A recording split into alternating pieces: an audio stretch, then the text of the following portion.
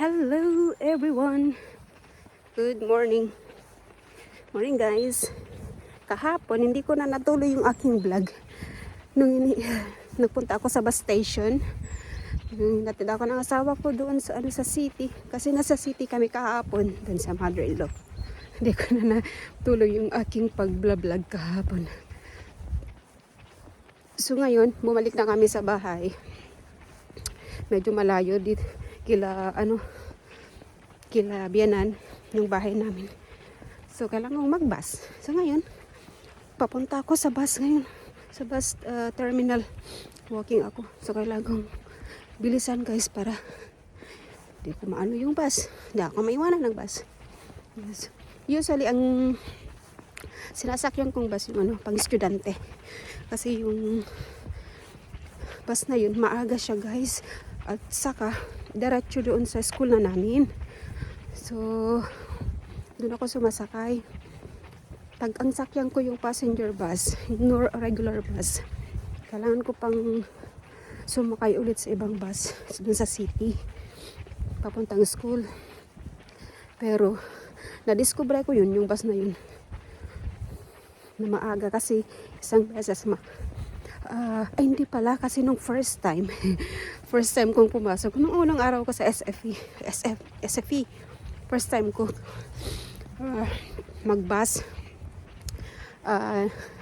inihatid muna ako ng asawa ko nung parang introduction day namin, tapos the next day nung umpisa na ng klase nagbus na ako kasi may work yung asawa ko. So yun, pagdating ko sa terminal, andun na yung bus. Akala ko yun na yung sasakyan ko na bus. Pwede dapat yung susunod na bus. Yung ko kasi, yung pang-estudyanteng bus, wala doon sa schedule. Pag i-check mo doon sa online, wala yun sa schedule. Kasi parang special trip lang yun. Kaya, pagpunta ko doon, may bus na. Sumakay ako. Tapos, sabi ko sa asawa ko, ano na yung bus, nadaanan ko pa sa kalsada kasi inihatid niya ako. Sabi ko na din ako sa bus. Ala, nag-alala yung asawa ko guys.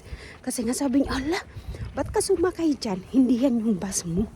Dapat yung isang bus pa. Sabi ko, ala, paktay ako dito.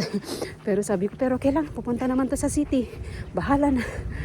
Tapos, tama-tama, may sumakay na isang lalaki. Yung lalaki na yun, papunta sa school ko. Kaya, nagtanong ako sa kanya.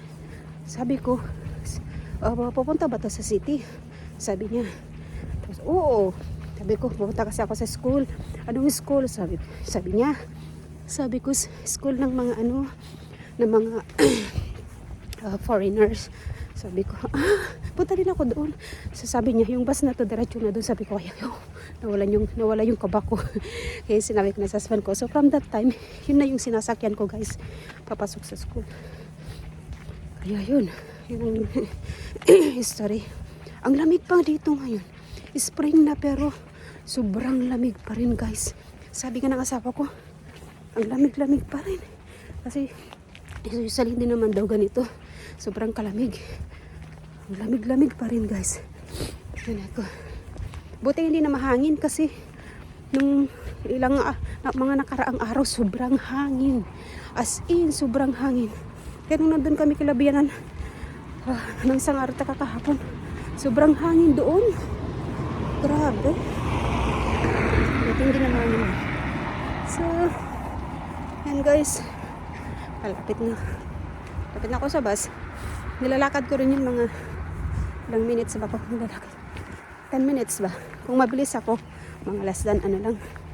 Pero pag hindi ako mabilis, abot ako ng 10 minutes. Kaya, bigla. Diba? Giniginaw ako. Sobra. Hindi na ako ng sombrero ko. Kasi may naman yung jacket ko. So, mga pa. 5 minutes or 3 minutes nandun ako sa bus terminal. Andyan na yung bus. Parating na yung bus guys. Diyan ako sasakay. Ayan na. Diyan. Yan yung bus guys. Parating na siya.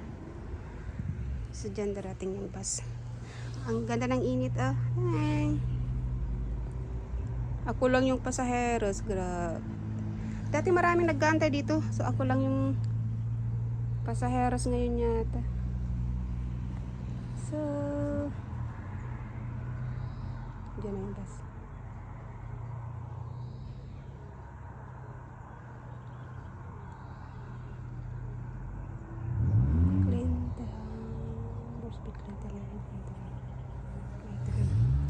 Guys. The tea you're buying for your From husband. Kenya. Maybe that's the one who make you like this too. Yes. Yeah. I buy tea from Kenya. Oh, you bought? No, I buy. We finished it, That's close. what I'm going to buy. Yeah. They sell tea from Kenya here. Did you go in here? What is there? IKEA. You wanna go inside?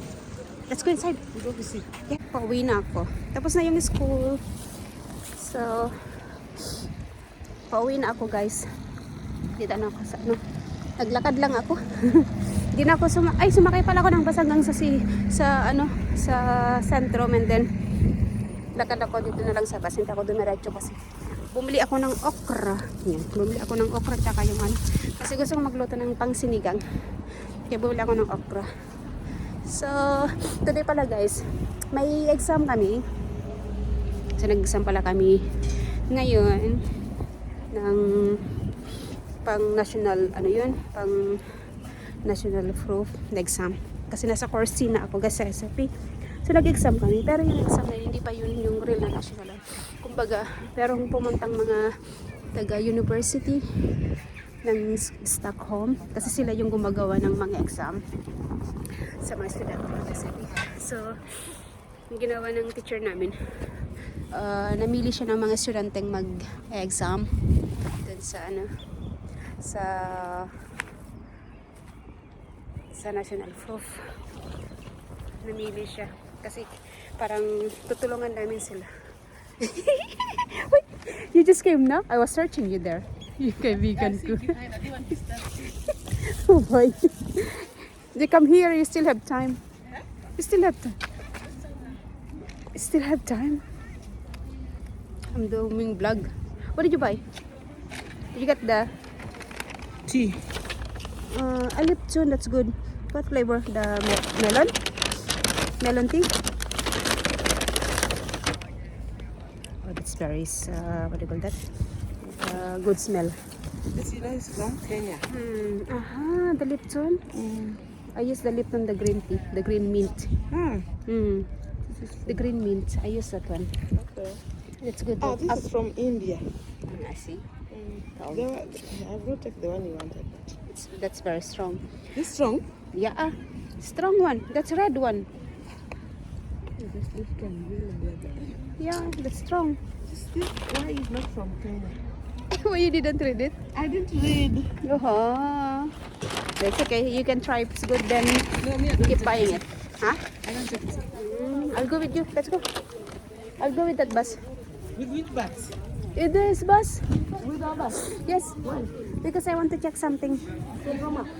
From the Yana. Hey there, Yana. Hey, good Andra Bosen. I will go to the shop next to the terminal, so I will go with the bus. Yeah.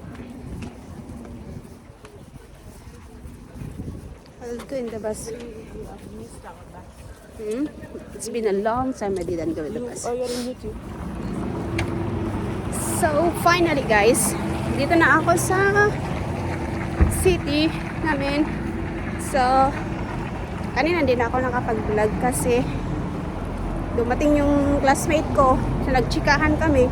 Hindi ko natuloy na ikwento yung sa exam namin kanina. So, yun nga. Yung sa exam namin guys, yung mga taga Stockholm University, nagpunta sila sa school namin. So kami yung napiling representative ng school, ng SFP school para mag-take ng exam na ipapa-exam nila. Kasi gusto daw nila malaman kung gaano kalawak yung understanding ng mga estudyante na sa school, kung mahirap ba yung exam or hindi. Kasi pag mahirap daw yung exam, parang papalitan nila yung mga question, gagawin nilang mas madali. Pero kung madali para sa mga sa mga estudyante, so gawin lang medyo mas mahirap. Yun, so kami yung napili. So sa classroom namin, 8 kami sa classroom namin, and then sa ibang classroom may 3, tapos may 1, ganun. So bale, yun nga, yung galing sa classroom namin yung pinakamarami. Yan, magaling kasi yung teacher namin, sobrang galing magturo. Ang dami kong natutunan doon sa teacher na yun, grabe. Laging pasasalamat talaga ako at napunta ako sa kanya, hindi sa ibang guro. Kasi sa mga ibang classroom guys, nagko-complain yung mga ibang estudyante kasi nga hindi na magaling magturo yung mga teacher nila. So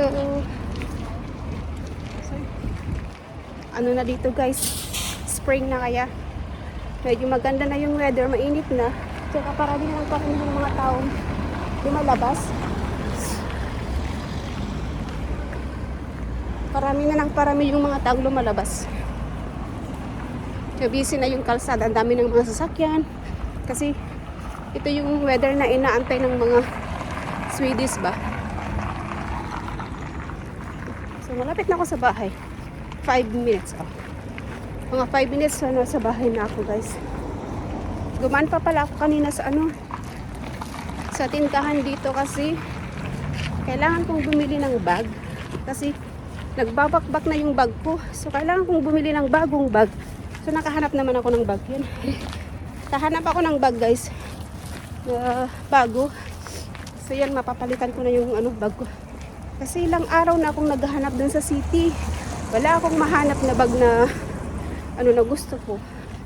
Kasi ako kahit mumurahin bag ba sa trip ko, okay lang. So yun. Nakahanap naman ako. Buti nahanap ko to kasi nag-iisa lang tong bag na to eh. Kaya super happy ako. So, yung asawa ko pala day off niya. So, nasa bahay, nag-aantay. So, sabi niya naka-prepare na daw yung lunch namin. So, malapit na rin naman ako sa bahay. So, pagdating ko nung kakain ako kasi sobrang gutom ko na. Gutom ko na guys, hapon na kasi dito. Ganun yung asawa ko guys, ka gentleman. Minsan ayaw niya akong trabaho talaga yung asawa ko. Gusto niya siya yung laging sa bahay. Pero di man, ako na lang yung nag-ano na, wag na kasi naawa man ako sa kanya kasi pagod siya galing sa work. Kaya pag nasa bahay ako lang nag-work ba. Luto, laba, linis. So, yan guys. Lapit na ako sa bahay. So, see you in my next vlog. God bless everyone. Ayun pala guys. Dito. Kasi winter spring na. Ang dami ng mga bulaklak kahit saan guys.